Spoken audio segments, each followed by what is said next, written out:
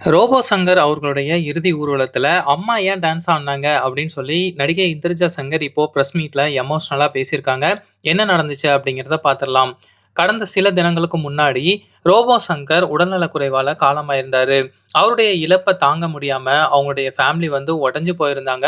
அந்த இறுதி ஊர்வலத்துல ரோபோ சங்கர் அவர்களுடைய மனைவி பிரியங்கா வந்து டான்ஸ் ஆடியிருப்பாங்க. இத வச்சு சோசியல் மீடியால நெறைய பேர் வந்து நெறைய விதமான கருத்துக்கள பேசி வந்திருந்தாங்க. இது எல்லாத்துக்கும் முற்றுப்புள்ளி வைக்கிற விதமா, இன்னைக்கு ரோபோ சங்கர் ஃபேமிலிலருந்து ஒரு பிரஸ் மீட் வந்து குடுத்துருக்காங்க. அந்த பிரஸ் மீட்ல இந்த கேள்விய தான் முதல்ல கேட்டிருக்காங்க.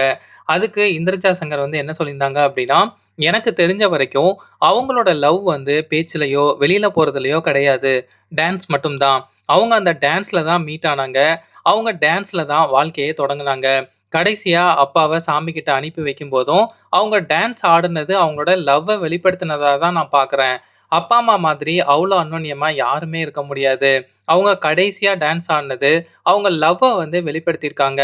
அத நீங்க விமர்சிக்கிறீங்க அப்டின்னா, உங்களோட புரிதல் வந்து அவ்ளோதான். அத நான் எடுத்து பேசி பெருசாக்க வேணாம். நாங்க இன்னும் அப்பாவோட இழப்புலருந்து ரெக்கவரே ஆகல.